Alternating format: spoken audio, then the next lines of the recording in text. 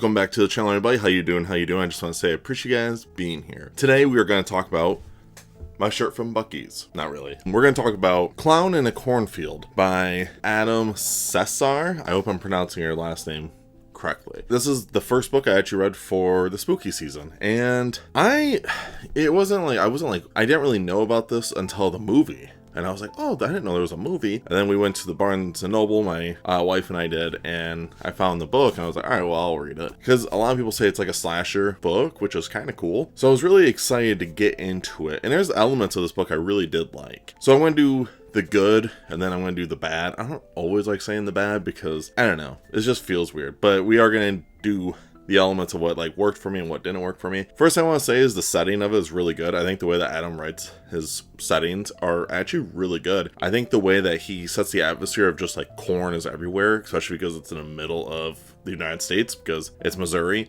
And I drove through the Iowa, Missouri area years and years ago, and it is all just straight corn. So it does give you that boredom feeling, which I do relate to. I mean, driving through it, it's really boring. You're like, I spy something that's not corn. And that's all it is. That's all you freaking see. That element is really good, and I liked that. And he also writes the elements of the small town feel, which is pretty good, where everyone does know everybody. It's the truth. I grew up in a small town. I really did like the elements of that. Someone who has always grown up in a small town, yeah, I'd like. It's weird because a lot of people don't like it, but when you grow up in a small town, it actually doesn't really bother you too much, and I like that element. The other thing is with the clown stuff, I felt like it was very early. I felt like there's a lot of this was kind of dragged out, but also it was fine. I think the book was just fun enough to read. But with me, those are the elements I really do like. I think Quinn was a pretty fun main character. I think her story is it's a very normal story of just father-daughter moving away because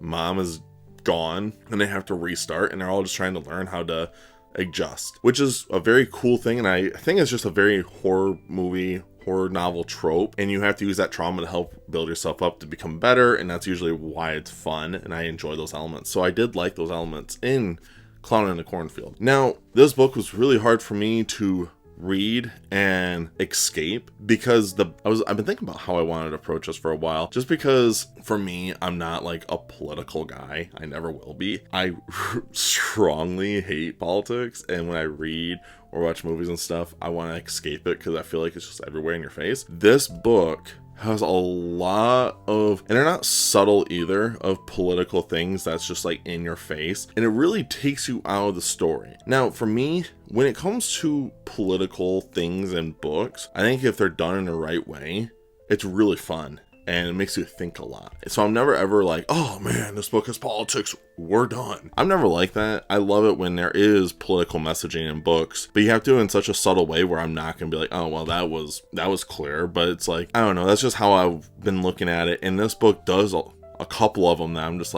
why are we doing this? It just didn't really feel like it melded with the story correctly. It really does reflect on the views of someone a city gal going into a small town, and the way that Quinn looks at small town folks. It's just, I don't know, it's just a weird way to look at it, and I'm not the biggest fan of that either. I love the small town atmosphere, but it's it feels almost like an attack towards small town folks, just small town America.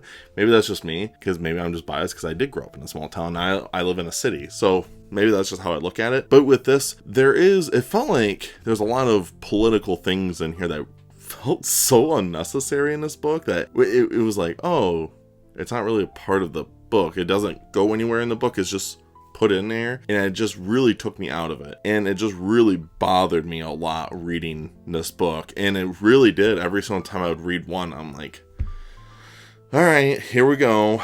And it'd make me want to lower the rating of this book every single time I would read it because of those elements. And it really does take you out of the book, because I feel like we live in a time where just political things are just always in our faces, all day. As soon as you open your phone, you go on one of your many apps, it's just going to be in your face. And it's just really annoying as someone who doesn't care for it, doesn't want to pay attention to it, and it's just there. Especially in a horror novel. I love spooky season, so it's I just don't want to see it. Now, there is political messaging in some of my all-time favorite horror movies and novels, but there's a reason why they are in there, in the way that they are shaped makes it so good that it's just wow, it makes you really think about it. This doesn't make you think about any of this. It just says it. And it's just like, why is it in there?